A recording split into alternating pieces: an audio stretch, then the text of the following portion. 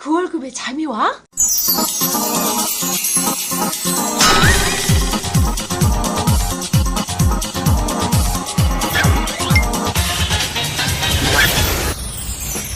그 월급의 잠이와는 월급이 전부인 2천만 월급쟁이들의 불면증을 해소하는 방송입니다. 네, 안녕하세요. 반갑습니다. 그 월급에도 잠이 오게 하는 방송 머니스토리TV 뭉치 양수민입니다. 네, 이사아빠 손철입니다. 네, 표대표 표현복입니다. 저희가 이제 뭐 다양한 분들 많이 뵙는데 또 물론 이제 자산이 많으신 분들이 저희를 찾아오면 저희도 좋지만 또 그렇게 아니신 분들도 많이 찾아오십니다. 그리고 저희가 이제 좀 도움을 드리는 의미에서 여러 좀 희망 가족들 상담도 저희가 간간히 진행하고 있고요. 그리고 또 저희 머니스토리 TV 청취자분들에게 간혹 무료 상담도 한 번씩 해드리고 있는데 순자산이 굉장히 적으신 분들이 많이 있어요. 월급쟁이 분들이 대부분인 것 같고요. 그런데 그분들 특징이 뭐냐면 대부분이 부채가 많아요. 부채가. 예. 그래서 이 부채를 상환하는데 에너지를 많이 쏟고, 근데 이게 일시적이라면 문제가 되지 않겠지만 계속 반복되면서 그 늪에서 헤어나지를 못하는 경우가 굉장히 많이 있습니다. 아프다. 네. 그래서 오늘은 이 부채를 어떻게 하면 좀 빨리 현명하게 상환할 수 있을까에 대해서 한번 얘기 나눠보는 시간 갖도록 하겠습니다. 부채 참 힘들죠 이거. 네. 네, 저희가 오늘 뭐 상한 방법 중에 하나를 말씀드리긴 할 건데 실은 이게 뭐 단순한 재무적인 이슈만은 아닌 경우도 많더라고요. 그러니까 비재무적인 이슈나 아니면 뭐 우리 에셋 아빠님이 얘기해 주신 머니 스크립트, 돈에 대한 신념 이런 것들이 작용되는 경우들이 많아서 다각도적인 뭐 관점에서 이렇게 바라봐 줘야 되는 부분은 있는데 오늘은 그 중에 아주 뭐 하나의 기본적인 원칙이 될 부분을 이제 에셋 아빠님이 얘기해 주실 거라고 기대합니다. 네, 근데 이제 저는 그거 같아요. 그러니까 요즘에 왜 이렇게 사람들이 부채를 좀 쉽게 생각할까 이런 생각을 좀 해보는데 특히 이제 20대들의 부채를 좀 쉽게 생각한다라고 실제 통계 자료들도 있거든요. 근데 그 이유가 저는 마케팅이 너무 자극적인 것 같아요. 일단. 마케팅. 예, 그러니까 보면 무슨 중금리 대출 저 이거 용어 바꿔야 된다고 생각하는데 8에서 10%가 중금리입니까? 연에? 그러니까 이게 또, 그러니까 너무 이렇게 지금 정기예금 금리가 2%도 채 안 되고 이러는데 거기 4배, 5배 이자를 내라고 하는데 이제 그거를 중금리라고 하니까 좀 쉽게 생각하는 경향도 있고 또 카드사 리볼빙 서비스 이게 서비스입니까? 완전 고금리 대출이잖아요. 그거 쓰면은 거의 뭐 20% 넘는 그런 건데 용어부터 좀 바꿔야 되지 않을까 저는 진짜 그런 생각이 좀 강하게 들더라고요. 예. 바꿔보세요 그러면. 민원을 좀 넣어야 될 것 같아. 민원을 고금리 대출로 바꾸라고. 자, 그래서 오늘은 이제 좀 말 그대로 부채에 좀 허덕이는 분들, 좀 부채가 많아서 갚는데 허덕이시는 분들, 솔직히 이분들은 좀 포기 상태에 계신 분들 많이 있으시거든요. 그래서 이분들 좀 어떻게 좀 구제해볼까 한번 팁을 한번 드리도록 하겠습니다. 뎁 스노볼이라는 방법인데요. 이거는 이제 그 손쉽게 극적인 변화를 이끌어내는 행동 설계 힘이라는 그 책에서 나온 단어입니다. 그래서 간략하게 한번 소개하도록 하겠습니다. 자, 부채를 이제 갚는 것도 중요한 건데요. 중요한 건 체계적으로 갚는 노하우가 있어요. 첫 번째 뭐냐면 가장 먼저 부채 목록을 작성한다. 그냥 갚으면 되는 거 아니야? 이게 무슨 얘기입니까 이거?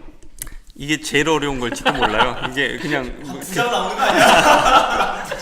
네, 네. 실제 부채가 있는 분들은 웃을 느낌이 전혀 안 드실 수는 있는데 그냥 덮어놓는 경우들 많으신 거죠. 몰라 하는데 그게 점점점 쌓아져 가고 있으니까 자기 현재 상황을 명확히 파악하는 거 뭐 가장 큰 첫 출발이라고 봅니다. 자, 네네. 그 일반인도 생각보다 목록이 많을 수도 있어요. 예를 들면 전기요금 연체된 거 있죠. 이것도 빚이에요. 그다음에 학자금 대출 맞죠? 그다음 신용카드 할부 이도 다 빚이거든요. 자, 그래서 이런 작은 것들부터 큰 것까지 가장 먼저 목록을 작성해 본다. 자, 두 번째가 뭐냐면은 항목들을 금액이 작은 것부터 큰 순서대로 정리한다. 네, 금액이 작은 것부터 큰 순서대로 정리한다. 이게 또 의미가 있는 것 같아요. 자, 세 번째.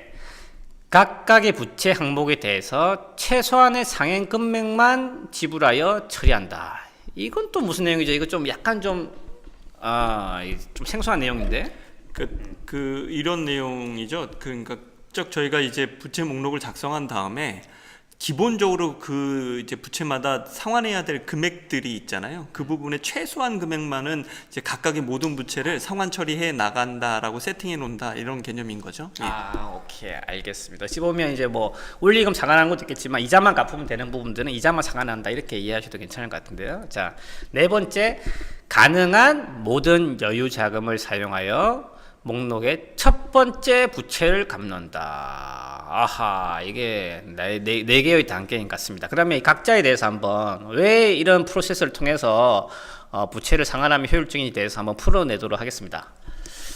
자, 한번 풀어주시죠, 우리 에스라버님. 그러니까 이제 이거 같아요. 그러니까는 어떻게 보면 사람들은 이제 금리가 높은 걸 먼저 갚아야 되냐, 아니면 뭐 좀 뭐 금액이 많은 걸 먼저 갚아야 되냐, 뭐 이렇게 하는데 가장 중요한 거는 일단 항목을 하나씩 없애버리자라는 거죠. 그렇지. 네, 그러니까 일단 우리가 부채에 대해서 입력을 하는데 그 적어가는데 이제 첫 번째 부채 항목은 일단 가장 금액이 적은 이런 부채를 썼잖아요. 그러니까 이것부터 먼저 빨리 갚아버리자. 그 다음에 두 번째 부터 또 갚아버리자. 그렇게 되면 하나씩 없애면 또 어떻게 되겠습니까? 또 이제 동기부여도 되고 이제 하는 그런 부분들이 있으니까. 근데 이거는 아까도 말씀드렸다시피 모든 걸 막 원리금 상환을 해버리게 되면 그 작은 거라도 하더라도 바로 없애기가 좀 불가능하니 일단 부채가 하나씩 없어질 때마다 일단 최소한 상환 금액을 하고 그다음에 이제 모든 걸 동원해 가지고 하나씩 없애버리는. 그러면 이제 여유 자금이 더 늘어나니까 그러면 이제 조금 더 이제 부채를 감는 속도가 빨라지겠죠. 이런 형태로 이게 생각을 하시면 좋을 것 같아요.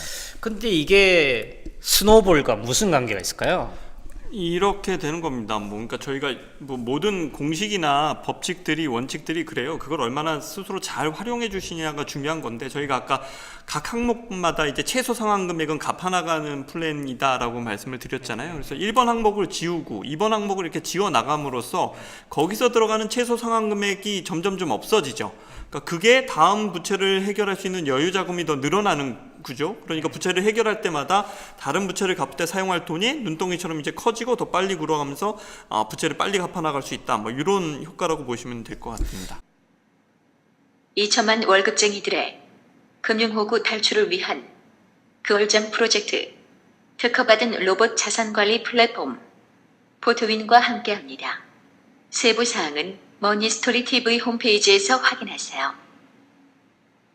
실제적으로 한번 좀 쉽게 풀어보면 예를 들면 연체된 공과금이 있어. 근데 얘 같은 경우는 이자가 안 붙어.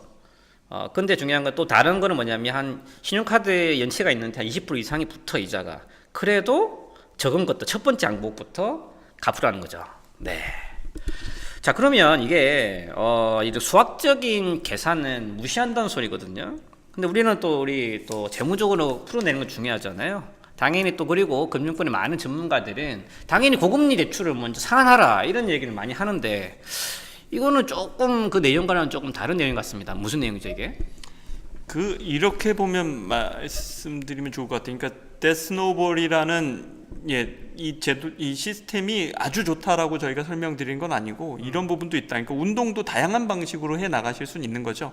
근데 여기서는 첫 번째 동기와 이 대출 상환, 부채 상환에 대한 동기와 의욕을 만들어내는 게 중요하다는 거에 포인트가 좀 맞춰져 있고요. 그러니까 말씀 뭐 예를 들었던데 정말 고금리가 있는데 그건 이제 개별적인 상담이나 이런 걸 통해서 좀 풀어내셔야 될 부분들은 있겠으나 그냥 몰라 하고 그냥 덮어놓던 부채를 쑥 정리하고 자금부터 갚아 나가면서 그 의욕을 만들어내는 게 이 데스노볼의 가장 큰 장점 이런 거라고 저는 판단이 됩니다. 그러니까 이게 뭐 연체까지 하라는 얘기는 아니니까요. 연체라는 얘기 아니고, 그러니까 이제 상환을 하는데 일단 상환에 들어가는 비용을 최소화하라는 거지. 일단 연체가 돼가지고 고금리로 나간다. 그럼 그것부터 갚아야 되겠죠. 근데 연체하지 않는다는 상황에서는 이제 금리보다도 오히려 부채 항목을 없애는 것이 실제적으로 전체적인 프로세스로 봤을 때는 부채를 없애는데 조금 더 도움이 된다. 이렇게 보시면 좋을 것 같아요. 그렇죠. 이제 많은 분들이 이 부채를 통해서 재무적인 어려움에 빠지는 경우 대부분 통제량이 상승이 하거든요. 빚이 너무 크다 보니까 이게 무기력해지는 거죠. 그러면서 이제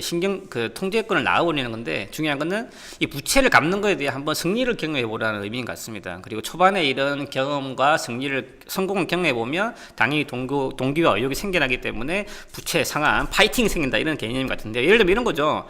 다이어트를 시작했어. 하자마자 체중이 줄고 하면 재미가 있거든. 그러면 다이어트 계속 하죠. 근데 다이어트 했어. 한 6주 지났어. 안 빠져. 안 빠져. 그 어떻게 하겠습니까? 그냥 또 다시 처먹처먹 하기 시작. 있다는 거죠. 그래서 초기에 성공이 의욕과 연관이 되기 때문에 이런 부분이 아마 뎁 스노볼의 중요 포인트인 것 같습니다. 지금까지 그럼 좀 짧게나마 얘기한 걸 한번 정리해서 한번 풀어보도록 하겠습니다. 뭐 계속 저희가 반복적으로 말씀드리는 건데 동기부여가 되느냐, 그 부채를 상환할 의욕을 만들어내느냐가 지금 이제 뎁 스노볼의 가장 큰 관건인 것 같아요. 그래서 보통 저희가 해결할 과제가 너무 거대하면 그냥 피하고 싶은 마음부터 드는 거잖아요.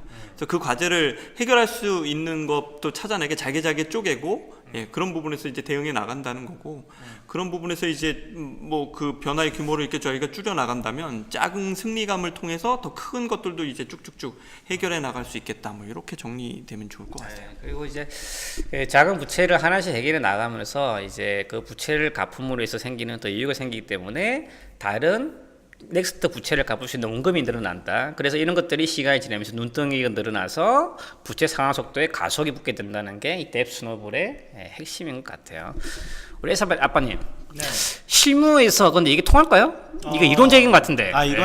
이거는 제가 경험이 있어요. 제가 그러니까 저도 이제 그 대학원을 좀 이제 다닐 때 등록금을 내야 되는데 사실은 그냥 있는 돈에서 해도 되지만 학자금 대출 자체가 워낙 금리가 낮잖아요. 한국장학재단에서. 그래서 2.8%로 대출을 받았거든요. 받았는데 그 막상 별 생각 없이 그냥 지내니까 그냥 뭐 금리도 낮은데 그냥 계속 가지고 있지 뭐 진짜 이렇게 되더라고요. 근데 그 우연하게 이제 어디서 좀 돈이 들어온 게 있어가지고 한 100만 원을 그냥 먼저 그냥 싹 갚았더니 또 주니까 또 욕심이 또 생겨가지고 그래 빨리 갚아버리자 이런 생각이 들어가지고 없애버리니까 좀 마음이 좀 후련해지더라고요. 근데 아니었으면 또 그냥 가지고 있으면서 계속적으로 썼겠죠. 어떻게 보면 이런 것처럼 이제 금리가 낮은 어떤 그런 대출이 있더라도 기본적으로 하나하나씩 없애버리는 데 대한 어떤 동기부여 이런 부분들은 실제적으로 적용을 해보시면 훨씬 더 파워풀할 것 같다 이렇게 생각이 듭니다. 맞습니다. 어찌 보면 재테크가 지금 많은 분들은 숫자 그리고 수익률 관점에서도 많이 접근하는데 이런 비재무적인 요소가 굉장히 중요한 포인트고요. 결국은 이 비재무적인 요인들이 결국 습관과 다 연관이 되어 있는 것 같습니다. 이 부채도 숫자만 따지고 한다면 당연히 고금리를 먼저 상하는 게 맞겠지만 작은 거 하나하나씩 없애면서 이 습관을 만드는 거, 이게 오늘 보면 어찌 보면 저는 또 중요한 재테크의 포인트이지 않을까 생각해 봅니다. 네, 그 일반적인 부채 상환은 처음에도 말씀드렸듯이 그 규모가 크거나 아니면 당장 뭐 간단한 방편으로 해결하기 힘드신 규모에서는 좀 더 다각적인 상담이 필요하다고 처음에 말씀을 드렸는데요. 그러니까 지금 저희가 오늘 말씀드린 시스템은 내가 뭐 열심히 일하고 살고 월급 나오면 어추 정리는 되는 것 같은데 자산이 늘지 않는다라고 생각하신 분들, 계속 제자리 걸음이신 분들 어디서 새 나가는 게 있으니까 그게 부채일 이유가 상당히 커요. 그리고 또 그게 지출을 통해서 발생하는 부채일 이유가 되게 크니까 그런 분들이 아마 적극적으로 활용해 보시면 좋을 방편이라고 생각이 듭니다. 일단 방송을 들으신 분들에게 진짜 당부드리고 싶은 게 일단 목록부터 작성하자. 목록을 작성하면 정신이 확 드실 겁니다. 아주 그냥. 배우자 것도 같이 깜짝 놀랄 수도 있어요. 자, 추가적으로 좀 궁금하신 부분들 저희 머니스토리TV 홈페이지 또는 그 카톡에 거울잠 아이디 검색하셔서 문의 주시면 간단하게 저희가 답변 드릴 수 있도록 하겠습니다. 네, 감사합니다. 감사합니다.